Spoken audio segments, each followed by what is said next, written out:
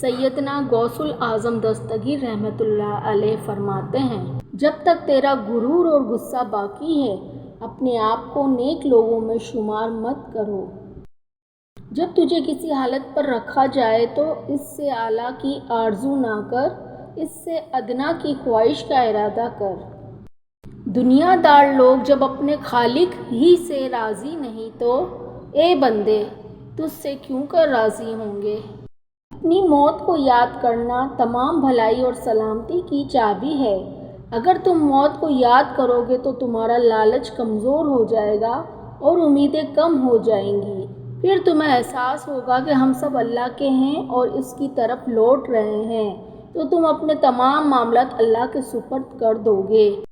توبہ کے اصل معنی یہ ہیں کہ ہر حال میں اللہ کے حکم کی عزت کی جائے۔ تمام خیر دو باتوں میں بیان کی جا سکتی ہے: اللہ کے احکامات کی عزت اور مخلوق پر شفقت۔ اگر کوئی شخص اللہ کے احکامات کی عزت نہیں کرتا اور مخلوق پر شفقت نہیں کرتا تو وہ اللہ سے دور ہے۔ جلدی نہ کر، جو کام میں عجلت کرتا ہے خطا کرتا ہے یا اس کے قریب ہو جاتا ہے، اور جو تاخیر سے سمجھ کے کام کرتا ہے صائب ہو جاتا ہے یا قریب بثواب جلد بازی شیطان کی طرف سے ہے، اور تاخیر و آہستگی رحمان کی جانب سے ہے۔ خدا کا خوف لازم کر، خدا کے سوا کسی سے نہ ڈر اور نہ ہی اس کے سوا کسی سے امید رکھ۔ اپنی تمام حاجتیں اللہ ہی کو سونپ دے اور اس کے سوا کسی پر بھروسہ نہ کر۔ جو مانگنا ہو اسی سے مانگ، اس کے سوا کسی کی مدد پر تکیہ نہ کر۔ اللہ بڑی عزت و جلال والا ہے۔ توحید کو مضبوط پکڑ، توحید کو لازم پکڑ۔ انسان جس سے سب سے زیادہ محبت کرتا ہے اللہ اس کو اسی کے ہاتھوں سے توڑتا ہے۔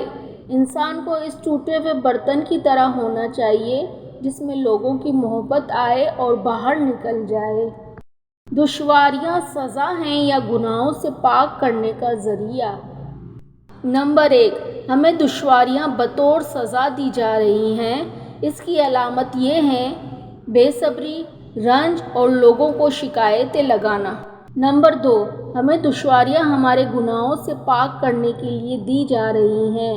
اس کی علامت یہ ہیں: بہترین صبر، شکایت سے گریز اور اللہ کے احکامات کی فرمانبرداری بغیر غصے کیے۔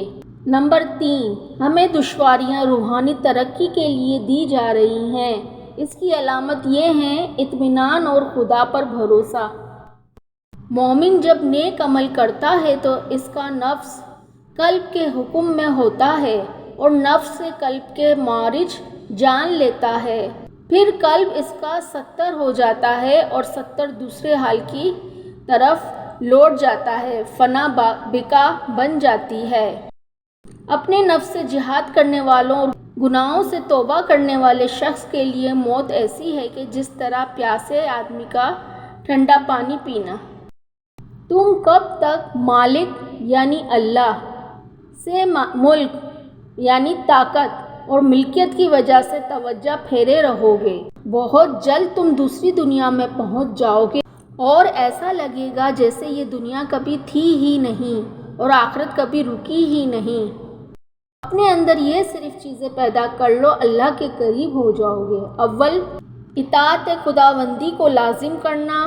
دوم، نہ کسی سے خوف کرنا۔ سوم، ساری حاجتیں اللہ کے حوالے کر۔ چہارم، اس سے مانگ اور اس کے سوا کسی پر بھروسہ نہ رکھ۔ آخرت کو دنیا پر مقدم کر، دونوں میں فائدہ حاصل کرے گا، اور جب تو نے دنیا کو آخرت پر مقدم رکھا تو دونوں میں نقصان اٹھائے گا۔ حیات کے دروازے کو جب تک کھلا ہے غنیمت جانو، وہ جلد ہی تم سے بند کیا جائے گا، اور نیکی کے کاموں کو جب تک تمہیں قدرت غنیمت سمجھو۔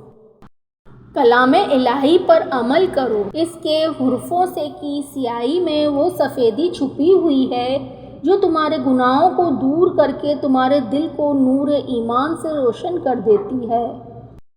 اللہ سے ہمیشہ وہ طلب کیا کرو جو تمہارے حق میں بہتر ہو، نہ کہ وہ جو تم چاہتے ہو، ہو سکتا ہے تمہاری چاہت بہت کم ہو اور تمہارا حق بہت زیادہ ہو۔ تم پر لازم ہے کہ تم اپنے نفس کو بھوک کی چابک لگاؤ اور اس کی خواہش عیاشی اور خود نمائی کی نفی کی چابک لگاؤ۔ وہ روزی جس میں شکر نہ ہو اور وہ تنگی جس پر صبر نہ ہو فتنہ ہے۔ ابلیس نے جب اپنے بد فعلیوں کو تقریر الہی کے طرف منسوب کیا وہ کافر مردود ہو گیا، اور حضرت آدم علیہ السلام نے جب اپنی نافرمانی کو اپنے نفس کی طرف منسوب کیا تو وہ فلاح پا گئے اور ان پر رحم کیا گیا۔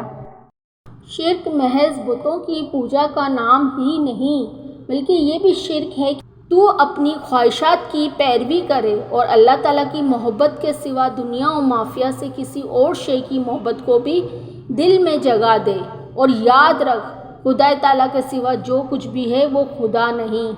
اگر اللہ تمہیں کوئی نقصان پہنچائے تو صرف وہی تمہیں اس سے نجات دلا سکتا ہے، سو اپنے جیسے کمزور انسانوں سے مدد مانگنے کا کوئی فائدہ نہیں۔